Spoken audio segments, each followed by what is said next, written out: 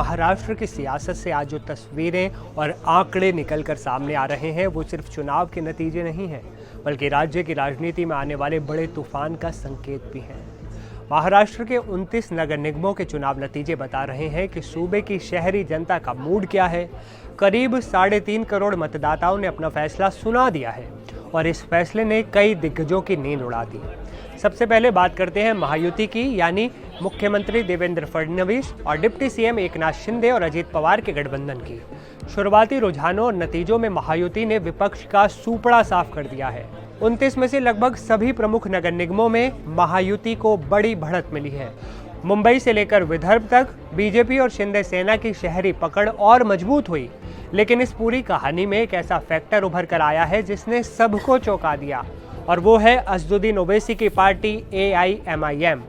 जी हाँ, इस चुनाव का सबसे बड़ा सरप्राइज ओवैसी की पार्टी AIMIM रही।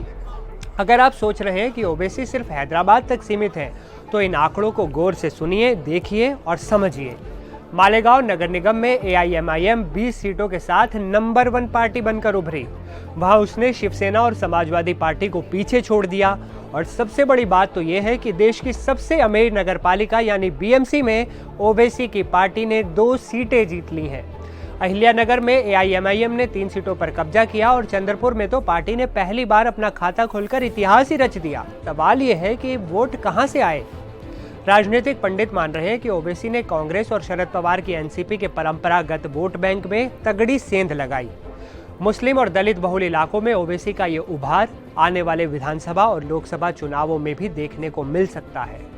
इस चुनाव में एक और बड़ी चर्चा थी ठाकरे ब्रदर्स की। पहली बार उद्धव ठाकरे और राज ठाकरे के गठबंधन की चर्चा जोरों पर थी, लेकिन नतीजों ने इस उम्मीद पर पानी फेर दिया।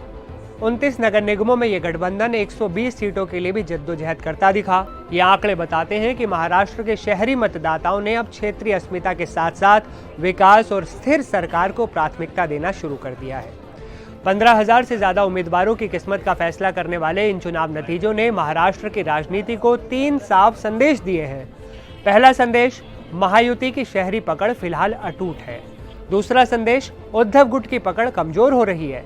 और तीसरा संदेश, ओवैसी अब महाराष्ट्र में सिर्फ वोट कटवा नहीं, बल्कि एक निर्णायक ताकत बनकर उभर रहे हैं।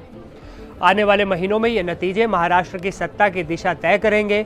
सवाल अब यह है कि क्या विपक्ष ओवैसी के उस उभार को रोक पाएगा, या फिर 2026 के ये निकाय चुनाव आने वाले बड़े सियासी बदलाव की सिर्फ एक झांकी भरे हैं।